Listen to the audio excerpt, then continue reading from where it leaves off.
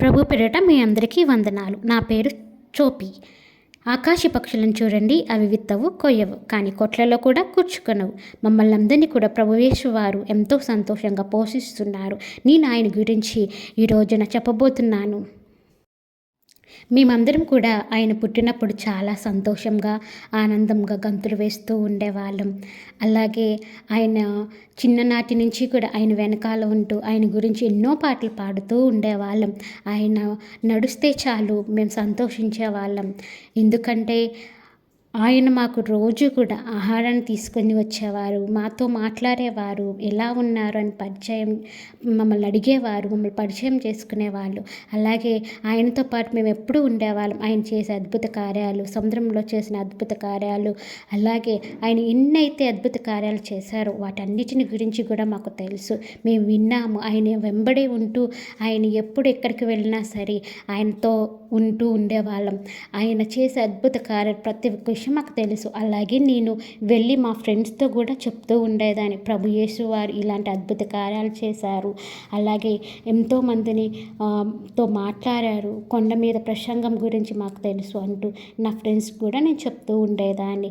అలాగే ఆయన 5 రొట్టెలను 2 చేపలను కూడా ఎంతమందికి ఇచ్చారో, ఆ రోజున పరిశుద్ధ అగ్నితో ఎంత గొప్ప కార్యం జరిగిందో మేమందరం కూడా చూసి ఎంతో సంతోషించాము. రోజు మా యొక్క పని ఏంటంటే ఆయన దగ్గరికి వెళ్ళడం, ఆయన స్తుతించడం, ఆయన ఆరాధించడం, ఆయన నామంను గానం చేయడం.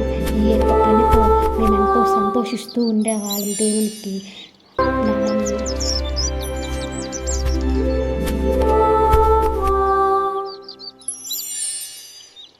అలాగే ప్రతిరోజు కూడా మేము ప్రభు యేసు దగ్గరికి వెళ్ళి ఆయన దగ్గర కూర్చుని ఆయన చెప్తున్న ఆ యొక్క సంగతుల గురించి వింటూ సంతోషంగా పాటలు పాడుతూ ఉండేదాన్ని.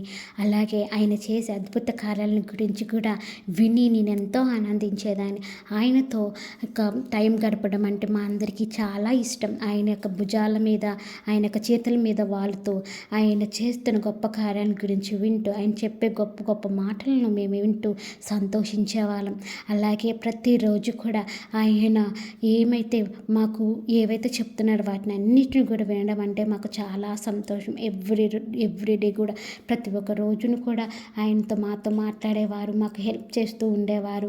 మేము ఏం చేసినా కూడా, అలాగే మేము ఎన్ని ఇబ్బందుల్లో ఉన్నా కూడా ఆయన మమ్మల్ని ఆదుకుంటూ ఉండేవారు. మా కష్టాలన్నిటిని కూడా తెలుసుకుని ప్రభు మాతో మాట్లాడుతూ ఉండేవారు. మాకు అన్ని విషయాల్లో కూడా హెల్ప్ చేస్తూ ఉండేవారు. మా యొక్క చిన్న చిన్న మనసుల్లో కూడా ఏముందో కూడా ఆయన అర్థం చేసుకునేవారు. ఆ యొక్క సాడ్నెస్ అంతా కూడా తీసేసేవాళ్ళు ప్రభు యేసు వారు. అలాగే మాతో మేము పక్షులమనే కానీ ఆయన ఎప్పుడు కూడా తక్కువగా చూడలేదు. మాతో కలిసి ఆడుకునేవారు.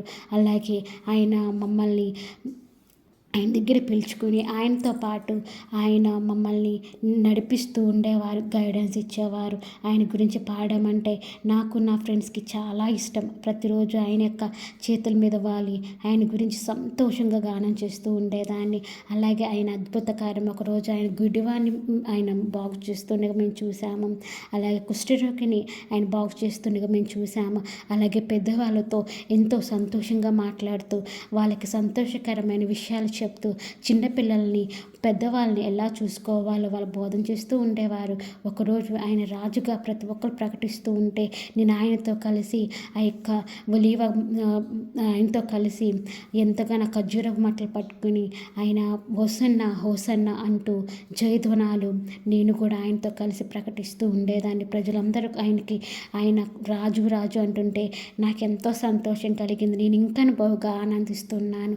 ఒకరోజు ఆయన గెత్సేమనే తోటకి వెళ్ళి ఆయన ప్రార్థిస్తుండగా నేను చూసి ఎంతో ఆనందించాను. అలాగే ఇంకొక రోజు ఆయన వచ్చి చిన్నపిల్లలతో మీరు పెద్దవాళ్ళతో ఎలా ఉండాలో, అలాగే దేవుని యొక్క పరిచయలు ఎలా నడవాలో అని బోధిస్తున్నప్పుడు తల్లిదండ్రులకి ఎలా విధేయత ఉండాలో నేర్పిస్తున్నాను చూసి సంతోషించాను. కానీ సడన్గా ప్రభు యేసు వారు కన్నీటితో ప్రార్థించడం నేను చూసినప్పుడు నా స్నేహితుడికి ఏమవుతుందో అని చెప్పి ఆయన దగ్గరికి వెళ్ళి బాధపడుతూ ఉన్నాను.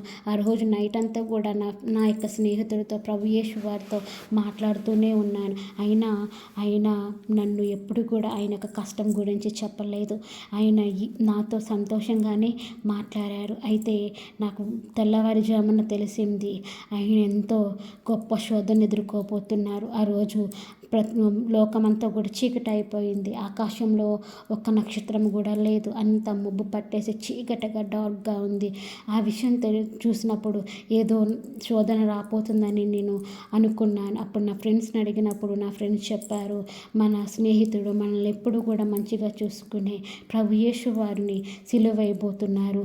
అందరూ అన్యాయంగా ఆయన్ని కొడుతున్నారు, తిడుతున్నారు, ఆయన్ని ఎంతగానో హింసిస్తున్నారని చెప్పంగానే నేను గూటిలో ఉన్నదాన్ని ఆ యొక్క గొప్ప ప్రళయంలో వర్షంలో కూడా నా యొక్క ప్రభు యేసువాన్ని కలుసుకోవాలని బయలుదేరి చూడంగా నా యొక్క స్నేహితుడు ప్రభు అయిన యేసుక్రీస్తు వారు ఆ సిలువలో వేలాడుతూ ఆ యొక్క రక్తంలో మడుగుల్లో నేను చూసినప్పుడు నా ప్రాణం ఎంతో ఆడిపోయింది.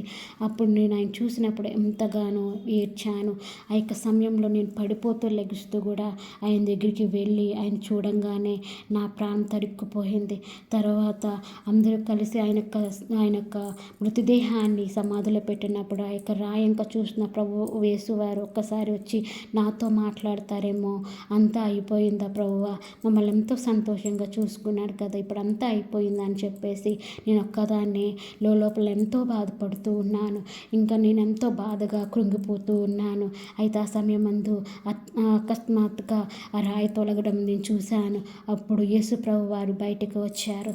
నేనెంతో సంతోషించి ఆయన దగ్గరికి వెళ్ళి ఆయనకి మాట్లాడుతూ ఆయనకి స్తోత్రగానాలు నేను చేస్తూ ఉన్నాను. ఎంతో సంతోషంగా ఆయన లేచారని చెప్పేసి ప్రతి ఒక్కరు కూడా ప్రచారం చేస్తూ ఉన్నాను. అప్పుడు అందరూ కూడా ప్రభు యొక్క శిష్యులు కూడా వచ్చి ఆయన లేచిన ఆ యొక్క విషయాన్ని తెలుసుకుని వాళ్ళు కూడా ఎంత ఆనందించారు. నా ఫ్రెండ్స్ ప్రభు యేసు వారు లేచారు ఈ 3వ ఆదివారం రోజున అని చెప్పి అందరికీ చెప్పి గానాలతో డాన్సులు చేసుకుంటూ అందరం కూడా ఆయన యొక్క ఆ యొక్క ఇటర్నల్ లైఫ్ మా అందరికీ ఇచ్చారు. ఆయన మా అందరిని కూడా నిత్య జీవంలో తీసుకువెళ్తున్నారని ఎంతో నమ్మి ఎంతో సంతోషంతో మేము గంతులు వేస్తున్నాం.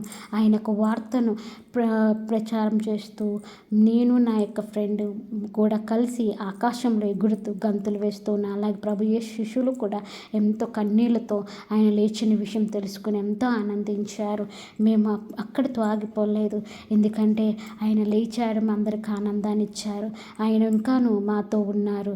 ఎటువంటి బాధ లేదు, ఎటువంటి పెయిన్ లేదు. మేమందరం కూడా ఆయనతో కలిసి నడవచ్చు, ఆయన మాతో ఉన్నారని చెప్పి మేము రిజరెక్షన్ డే రోజున పునరుద్ధానపు ఆదివారం రోజున మేము ఎంతో సంతోషించాం, గంతులు వేసాం. అందరం కూడా ఆయనకి హోసన్నా హోసన్నా అంటూ మేము జయధ్వనాలు ప్రకటిస్తూ ఎంతో ఆనందించాము. ఇదే నా యొక్క కథని మీరు అందరూ చూసి సంతోషించారని నమ్ముతున్నాం.